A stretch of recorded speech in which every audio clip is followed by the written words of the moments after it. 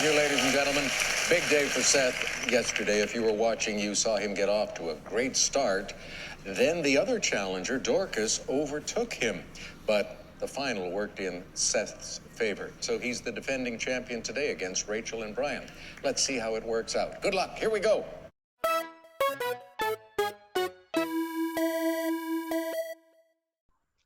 Hey everyone, welcome to episode 2 of There's Always Jeopardy. Hi. With Pat and Jan. Jan, how you doing? I'm great, Pat. How are you doing today? Oh, I'm feeling good. Good. This is a good episode. Great episode. Yeah.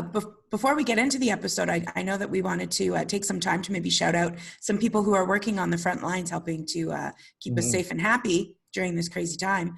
And I thought I would do a little special shout out to a bakery called La Dolce, who for a mere $30, you can buy a cake, go pick it up. It's in the West End of Toronto. Or you can donate that cake to the paramedic depot across the street from the Humber River Hospital. And they'll give that cake to a paramedic. Give paramedics cakes. That's what you heard it here first, folks. Go to La Dolce. La Dolce?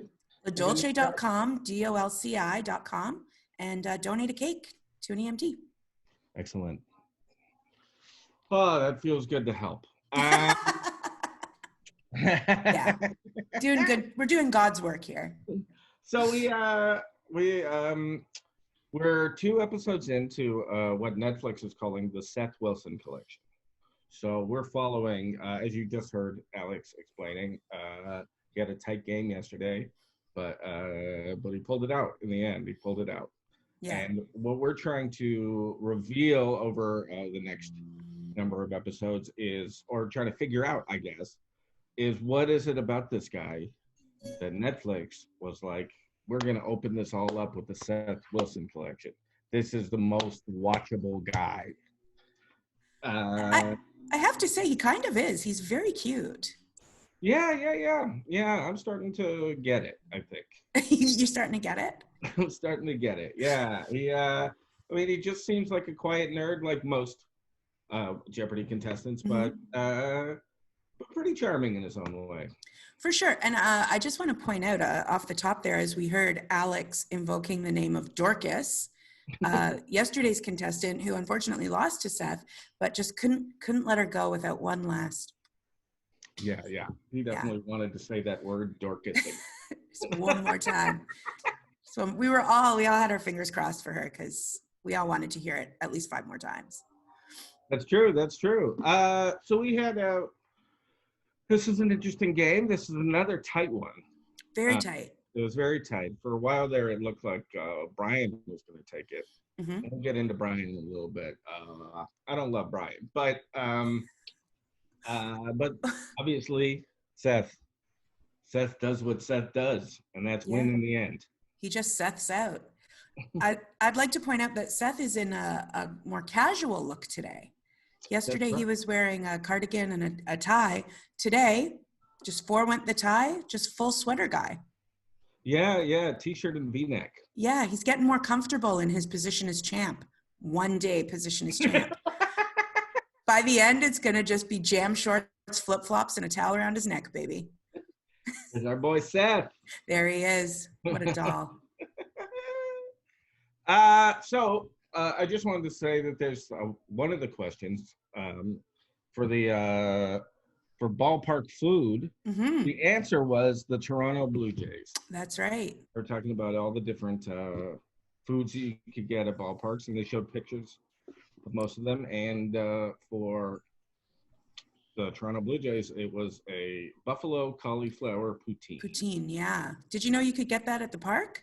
I didn't know you could get that, but I'll tell you straight up, I wouldn't get that. No? Not a cauliflower guy. Oh. Doesn't that sound too busy?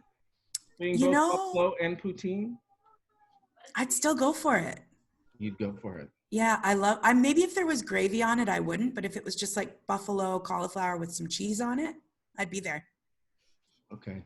Yeah. Although, I wouldn't forego like the ice cream and the baseball hat though. Like if I had to choose. I don't think it's one or the other situation. I'm going ice cream in a baseball cap. I think you could easily chase that with an ice cream and a baseball bat. 9 innings. Well, should we get right into the stories here? Let's jump in. Let's jump in. Let's look at these contestant stories. Yeah. In this day and age of internet communication, Rachel Lynn is on a quest. She wants to save the U.S. Postal Service by And- writing more letters. You think that's going to do it? I think so. Are there other people who are involved with you in this quest? It's basically a one-woman show, but I started a Facebook page and I have over 4,000 fans now. Well, that's a good start. Keep it going. Brian Lavinka from Houston, Texas, a tequila tour manager. That's right. What's a tequila tour manager do? Well, basically I get paid to party. It's awesome. I travel around the country for anywhere from 6 to 11 months a year. We go into bars, buy people shots of tequila, get them to try it out, see what they think about the cocktails that we make. I was surprised recently. On the most expensive brands, we're talking about a lot of money for a shot. Absolutely, especially any kind of extra añejo. Oh, okay. So I'll watch out for that. Seth Wilson is a PhD candidate, and he is a member of a group that I've never heard of. And you're concentrating on gentlemanliness in the 21st century? What does that mean? One of my friends who is an attorney in Boston decided to start a group to circulate readings about a variety of pop culture and classical categories about the idea of what it means to be a gentleman now that the original idea of being a gentleman has changed so much in the 21st century. Didn't a famous Broadway personality punch you in the stomach? He did, so I must not be too much of a gentleman. Well, we won't go into that right now. Sweet Lord. There's so much to unpack here, Pat. Yes. You go ahead. Oh, well, let's start with Rachel. Yes. She looks sweet as honey. I'm confused. She wants to save the Postal Service. Yeah. By writing letters. So is she just like writing letters in the hopes that it'll generate more work for the Postal Service? Or is she like writing letters to the Postal Service being like, hey, here's what you gotta do? I think she's just writing more letters. I'm trying to remember what was going on in 2016 if it looked like the Postal Service was going away. But I think I found her Facebook page. Oh, yeah? Yeah, I mean, it doesn't have anything identifying for her about it, but there is a Facebook group called Save the U.S. Postal Service, and it has just over 4,000 followers. So in the last 4 years, she's maybe gained another 300 people. But good for her. I'm pretty confused about her mission in general here. I think all it is that she's writing letters to make sure that mail carriers have something to carry. But I think they did. I think they usually always do. Yeah, it's so interesting because not to get too far off the beaten path here, but like, you know, you go to the library and you see like public volumes of books between like famous lovers or generals writing letters back and forth to each other, and we won't have that anymore, right? We're not going to like publish the great love affair of Pat and Maggie and the texts they shared, right? Maybe we will, but this is a noble pursuit. But just the the ice cold heart of Alex Trebek when he's like, anybody joining you on this? She's like, nope, just me. Well, at first she nods and then says, well, it's a one-woman operation. So Yeah. Anyone else helping you with this? Well, no. Not at all, actually. I could really use the help. My hand is really starting to cramp up. And then let's go to Brian here. Oh, Brian. First of all, his story is just what his job is. Terrible. Which is just, come on, this guy sucks, man. He sucks. I don't care. I'm just coming out and saying it. He sucks. This is a guy who's supposed to be just like a full party machine. Like his job is to party. He says it. He doesn't have one good story. I know. He's like, well, my job's basically to party. It's pretty awesome. You're like, shut up. Bye. Shut up. And then we loved Alex's response to this. Oh, because ice he's cold. like mentions that the tequila can be very expensive. And then Brian's like, oh yeah, if you're talking about extra añejo, which is I had to look up, is a tequila aged between 1 and 3 years. But anyway, after asking the question, Alex bails on it so hard. Like he asks the question, then he's like, yeah, maybe I'll look into that. Like just throws it away. The audience knows that he's fucking this guy. They're laughing. We know. But here's the thing about Brian. First of all, spells Brian with a Y. Secondly, I won't even comment on it. But secondly, there was a endlessly rocking was a category in the first half. I don't know if it was in like before or after this. One of the answers was, who is ZZ Top? And Brian gets it. And the camera wasn't on him. Nothing was said. Couldn't hear anything. But you could feel Alex just going, do I talk about the beard here? Get one in? And then no, like it just picks up. I don't know if it was edited out, but the tension was palpable. He's also got some kind of weird lip ring going on. Yeah, he's got something on his face that I thought was like on my computer. Yeah, it's not. It was also on my TV. Yeah, I did a bit of a... Didn't well, come someone off. could have done that to him before he went on. And now, let's get to our boy Seth here. Our boy Seth, whose first story yesterday was that his friends, whenever they make him laugh, call it breaking the pig. Breaking the pig. Excellent for an out-of-the-gate story. But then his story here is that he's part of a group that does a lot of readings about being gentlemanly. Yeah, in the millennium, in the new millennium. Yeah, and you could feel that Alex was so bored by this story that he tips another story that I imagine we're going to hear. Let me tell you right now. How many stories could Seth have? We better frickin' hear this story because he says a famous Broadway personality punched him in the stomach and then walks away. And it's like, listen, if Mandy Patinkin is in O'Hare just giving you a sock to the gut, I want to hear about it. I want to hear about Patti LuPone kneeing you in the crotch. Like, I want to hear it all. Not your gentleman reading. Oh, we swirl our cognac and wonder what are we to do about capitalism. And I love his super nasally voice. I love the way he says, gentlemanly.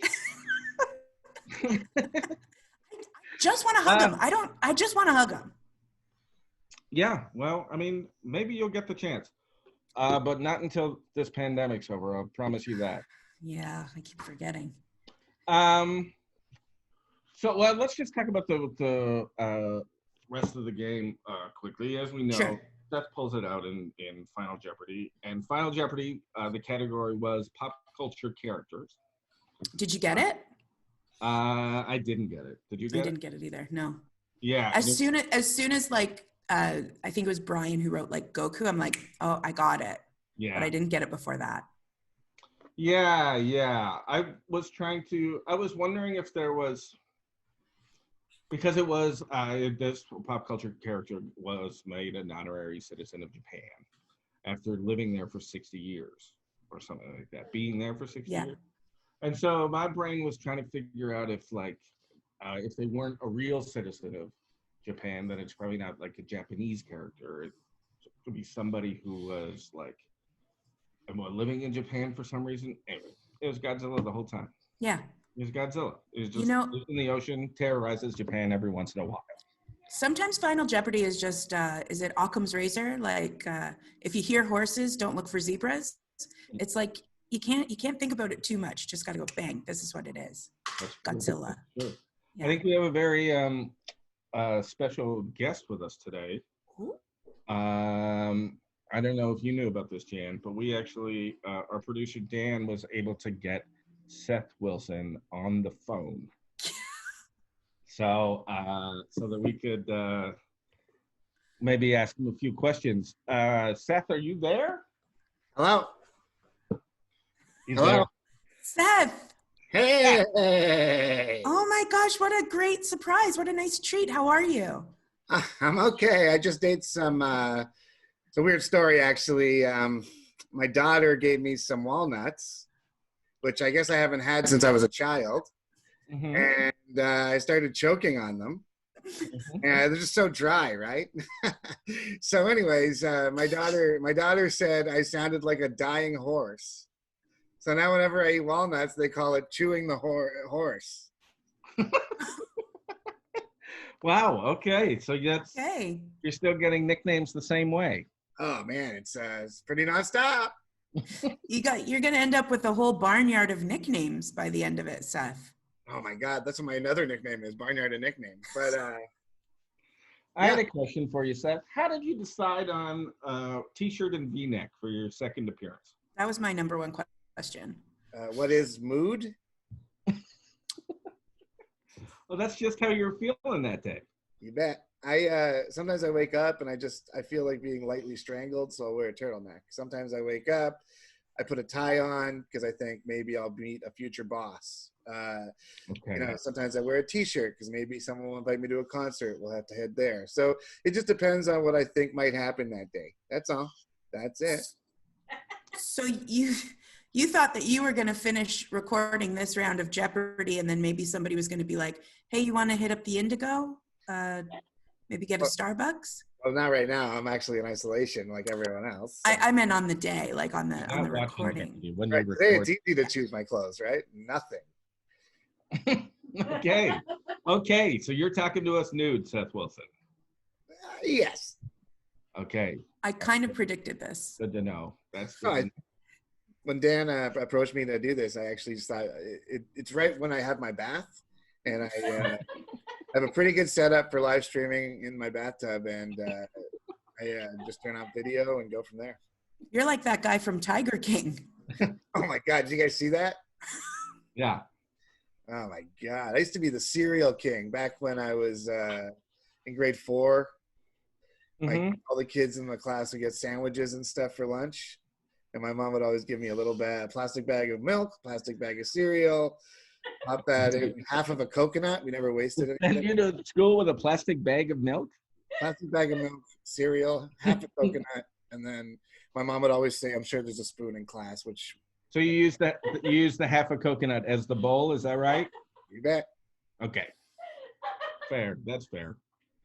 Pretty So good. how exciting is it for you, Seth Wilson, that the first batch of episodes of Jeopardy on Netflix are called the Seth Wilson Collection? It's a dream, obviously. I mean, I wanted to be on Jeopardy for at least 3 months before I got on, and it was a huge dream of mine. So now that they have that Seth collection, I always tell family, get on Netflix and just look at my name, and you don't have to watch it, but it's neat. Oh, they don't have to watch it.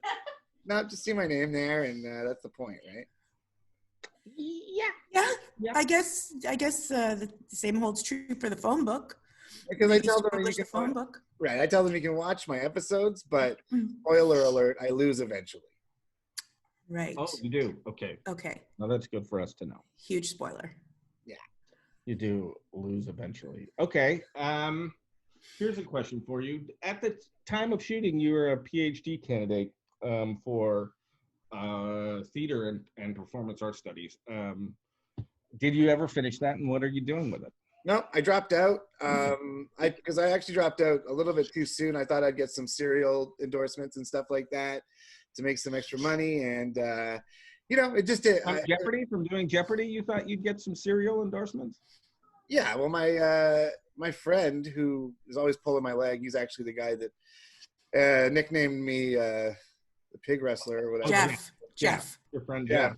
Yeah, wrestling the pig, and he told me that just quit everything because it's going to be a free ride from this point on, And I did, and you know what? You learn from your mistakes. I live in a small junior bachelorette, and Wait, sorry to interrupt. A bachelorette?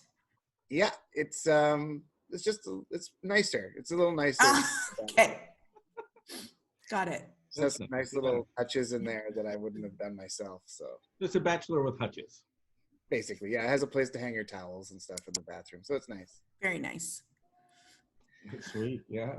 But this is great that you're doing the show. It's kind of giving me a little bit of a resurgence. I hope. I mean, we'll see what happens, right? Are you seeing any sort of uptick? I mean, we've only been on one day, but have you seen any sort of uptick in your Twitter following or? Facebook alerted me about some copyright stuff, but other than that, no. Okay, well, you know, any publicity is good publicity. I was excited to have an alert. Just one last question about your stories. Do you think you started off strong, or do you think that they're going to get better for us as we explore your episodes a little more? I'll tell you right now, the first story was my strongest story I have. The second one was my second strongest. Oh, it just goes down. It's not good by the end. I'll tell you that. I think the last one I said was a lie. So look for that. Okay. I ran out of stuff. We'll look for the lie. There's only so much you can do in one room where, you know. Well, I'm really hoping that we get to hear the story about the famous Broadway personality that punched you in the stomach. All right. Bette Midler. Okay. Well, thank you so much for joining us, Seth. I imagine we'll try to talk to you again. Yeah. She also bit my throat, by the way, just so you know, not trying to start anything, but she did. I wasn't allowed to say that on Jeopardy, but Bette Midler bit my throat. It was Bette Midler and she bit your throat. Yep. Okay. Wow. Yeah. Yeah. I would have led with that story, I think. Yeah, I think that's just right out of the gate. That's Oh, yeah. I wouldn't have led with Jeff says that when I laugh, it's breaking the pig. Yeah, I know. I just thought the biting the throat part is the best part of the other story, so I just left it. So you left it. Yeah. Hindsight is 20/20, I guess. I do gotta get out of here. Pure Dorcas move. Sorry, I'm having a bit of a problem over here. I just dropped a novella in the water, and I gotta get out of here. It's okay. Well, good luck, Seth. Great chatting with you, Seth. Be careful getting out of the bath. Guys, good luck. Thanks so much. Dan, are you there? Yeah, what's up, man? Hey, bud. Thanks so much for hooking up that Seth call. That was nuts. Super easy. He was like, his number is on Google. You just Google his name. Wow. Oh, cool. Gosh, Cool. I would never even think to do that. Yeah. It's pretty nuts. Well, anything to recap or end on here? I mean, I think if you're going to take one thing away from this this episode, if you're going to watch it, if you haven't watched it already, this is the episode that we get to hear Alex say the word monkey butt, and I don't think that's something that we can easily discount. So give it a watch if you haven't already. Yeah. So get into this episode and find that monkey butt. Thanks everyone for watching. This is There's Always Jeopardy, because we believe that Jeopardy is a warm bath, and Alex Trebek is a nice cup of cocoa in that bath. That's right. And so grab your novella, get in the bath. Get in the bath. And eat some walnuts. Just feel good about something that's good, and that is Jeopardy. And we're going to be watching it every day and talking about it every day. So come back here and see us. Thanks so much. There's Always Jeopardy. And they call it breaking the pig. Breaking the pig. Breaking the pig. Breaking the pig.